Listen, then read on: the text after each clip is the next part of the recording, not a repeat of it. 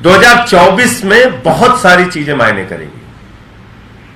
अभी उसके पहले 3 राज्यों का चुनाव होना है, छत्तीसगढ़, मध्य प्रदेश और राजस्थान। उन चुनाव के परिणाम भी उस आने वाले लोकसभा के चुनाव पे असर डालेंगे। इसके अलावा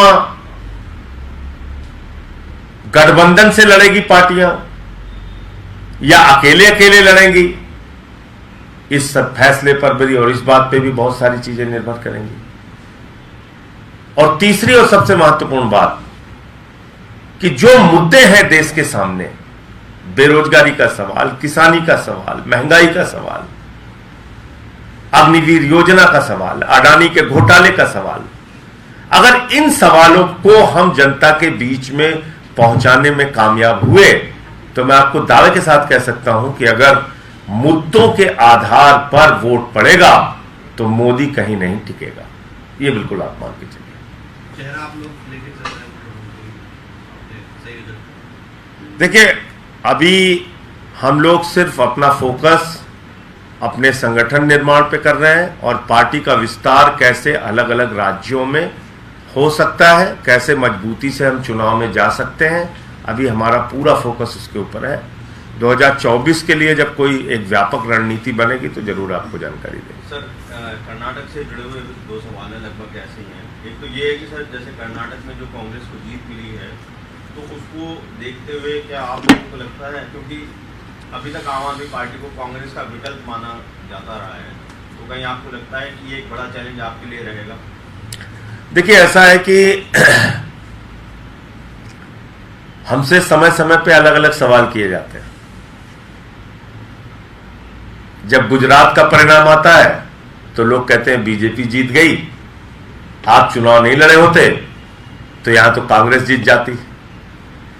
अभी कर्नाटका का चुनाव लड़ रहे थे तो हमसे लोगों ने कहा कि भाई आप चुनाव लड़ रहे हैं तो इससे तो बीजेपी को फायदा होगा, तो फिर वहां कांग्रेस कैसे जीत गई, 136 सीटें लेके आई। एमसीडी में भारतीय जनता पार्टी बैठी हुई थी, एमसीडी में हम लड़े तो 15 साल से बीजेपी का शासन हमने खत्म किया। पंजाब में हम लड़े, 92 सीटें हमारी आई, 2 सीटें बीजेपी की आई। तो बीजेपी को 3 बार हमने दिल्ली में हराया, बीजेपी को हमने पंजाब के अंदर हराया ही नहीं बल्कि 2 सीट पे पहुंचा दिया और 73 सीटों पे उनकी जमानत जब्त की। बीजेपी को देश भर में आम आदमी पार्टी के द्वारा एक एक कार्यकर्ता और हमारे नेतृत्वकर्ता अरविंद केजरीवाल जी के अंदर पूरी क्षमता है उनको हराने की। उनकी नीतियों को हम सामने रख के हराते हैं उनको चुनाव। कर्नाटक का जो चुनाव परिणाम आया है, मैंने आपको कहा 40% कमीशन की सरकार वहां चल रही थी। ये बात कर्नाटक के बच्चे बच्चे के मन में बस गई थी और क्योंकि विकल्प के रूप में लोगों को वहां कांग्रेस दिखी, उन्होंने कांग्रेस को वोट किया। लेकिन एक बात और समझनी पड़ेगी आदरणीय प्रधानमंत्री जी को कि नफरतों की राजनीति, विपक्ष का गला घोटने की राजनीति, फर्जी मुद्दों पर चुनाव लड़ने की राजनीति का काल अब खत्म हो रहा है। आप महंगाई पे बात नहीं करेंगे, बेरोजगारी पे बात नहीं करेंगे, पक्के मकान देने पे बात नहीं करेंगे, अडानी के घोटाले पे बात नहीं करेंगे, जेपीसी पे बात नहीं करेंगे, किसानों पे बात नहीं करेंगे, अग्निवीर पे बात नहीं करेंगे और पूरे चुनाव को आप नॉन इश्यू पे लड़ना चाहेंगे, गैर मुद्दों को मुद्दा बनाने की कोशिश करेंगे। तो मैं समझता हूं कि ऐसे परिणाम आएंगे और बीजेपी के लिए एक बड़ा संकेत और चेतावनी है कर्नाटका का परिणाम कि अगर वो नफरत की राजनीति और गैर मुद्दों को मुद्दा बनाने की राजनीति करेंगे तो लंबे समय तक उसका जीवन काल नहीं है, उस राजनीति का तो अंत होगा। और मैं समझता हूं कि 24 में भी हम लोग ये इस चीज का प्रयास करेंगे कि जनता के जो बुनियादी मुद्दे हैं वो राजनीति का मुद्दा बने। तो सर, सवाल यह है सर कि कर्नाटक में जो बड़ी जीत हुई है कांग्रेस की, क्या 2024 में कांग्रेस जो है जो थर्ड फ्रंट बन रहा है, जो अलग फ्रंट बन रहे हैं, उसमें सरपंच की भूमिका में आप आएगी? देखिए, मैंने अभी कहा ना कि इस पे कोई भी बातचीत करना भी बहुत जल्दबाजी है और समय की प्रतीक्षा करनी चाहिए। आपने एक बात की, अरविंद केजरीवाल में पूरी क्षमता है भाजपा को हराने की। अभी के समय में जिस तरह गठबंधन की कोशिशें हो रही है 2024 का जो परिप्रेक्ष्य पूरा, उस लिहाज से क्या आप लोग अकेले चलने की भी तैयारी कर रहे हैं, या अगर गठबंधन हो तो चेहरा कौन हो? देखिए, ऐसा है कि हम राज्य दर राज्य अपने संगठन का विस्तार कर रहे हैं। कहीं हमें समय लग रहा है, कहीं हमारी एंट्री अच्छे ढंग से हो जा रही है। अब जैसे यूपी है, यूपी एक बहुत बड़ा प्रदेश है देश का, वहां हमें एंट्री करने में समय लगा, लेकिन इस बार हमने एंट्री ली वहां, और 11-12 चेयरमैन के कैंडिडेट्स जीतना कोई आसान बात नहीं है। वहां जीते हम लोग, सभासद जीते, पार्षद जीते और झाड़ू के सिंबल पे जीते। तो जनता में तो हमारा आधार हर जगह बढ़ रहा है। मध्य प्रदेश का चुनाव लड़े थे तो वहां एक मेयर हम जीते थे। तो इसलिए मैं फिर कह रहा हूं कि 24 के बारे में जो भी फैसला होगा उसमें अभी थोड़ा समय लगेगा। परिस्थितियां क्या बनती हैं आगे, क्या नतीजे आते हैं, कैसे हमारे संगठन आगे और विस्तार लेते हैं, उन सारी चीजों पर निर्भर करेगा।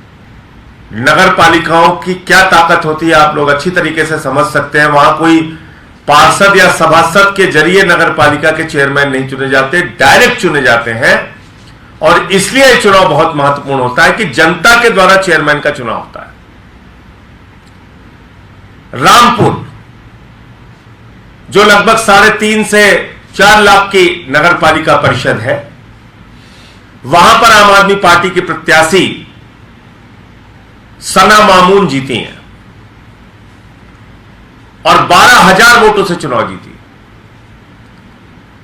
उसी रामपुर में एक सीट है केमरी, वहां से रफत जहां चुनाव जीती, 6,000 वोटों से चुनाव जीती। कौशाम्बी जो केशव प्रसाद मौर्य उप मुख्यमंत्री जी का क्षेत्र है, वहां पर अनूप सिंह पटेल चुनाव जीते सरायकील से। अलीगढ़ में खैर, वहां पर लगभग 2,000 वोटों से अधिक वोटों से हमारे नगर पालिका परिषद के चेयरमैन जीते, संजय शर्मा जी। बरसाना विजय सिंह महिला प्रत्याशी हैं, वो वहां से चुनाव जीती। मथुरा के अंदर बिजनौर सिवहारा नगर पालिका परिषद है, वहां से फैसल वासी जी जीते चेयरमैन का चुनाव नगर पालिका परिषद में। मुजफ्फरनगर शाहपुर की सीट है, वहां हाजी अकरम कुरैशी चुनाव जीते। जोया अमरोहा की सीट है, वहां पर आम आदमी पार्टी चेयरमैन का चुनाव जीती।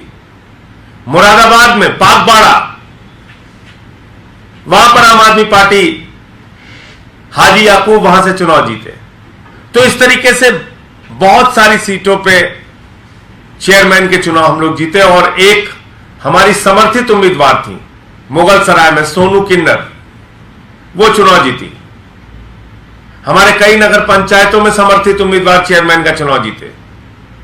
तो उत्तर प्रदेश, और हमने 100 का आंकड़ा छुआ सभासदों और पार्षदों के चुनाव में। तो उत्तर प्रदेश में इतनी बड़ी संख्या में चेयरमैन और सभासद के चुनाव जीतना, झाड़ू के सिंबल पर जीतना, यह इस बात को दर्शाता है कि अरविंद केजरीवाल जी की नीतियों पर, उनके कार्यक्रमों पर, उनके जो वादे और गारंटी है उसके ऊपर उत्तर प्रदेश की जनता ने मोहर लगाने की शुरुआत की है इस चुनाव के अंदर। अब आम आदमी पार्टी और मजबूती से अपना संगठन विस्तार करेगी, और कई पार्टियों को हमने पीछे छोड़ा इस चुनाव में। राष्ट्रीय पार्टी 125 साल पुरानी पार्टी है, कांग्रेस पार्टी, उससे ज्यादा वोट मिले, उससे ज्यादा सीटें आई, और उत्तर प्रदेश के अंदर एक बात की चर्चा शुरू हुई कि अब सिर्फ जाति और धर्म की राजनीति नहीं, अब सिर्फ बांटने की राजनीति नहीं, नफरत की राजनीति नहीं, बल्कि काम की राजनीति होगी। मैं उत्तर प्रदेश की जनता को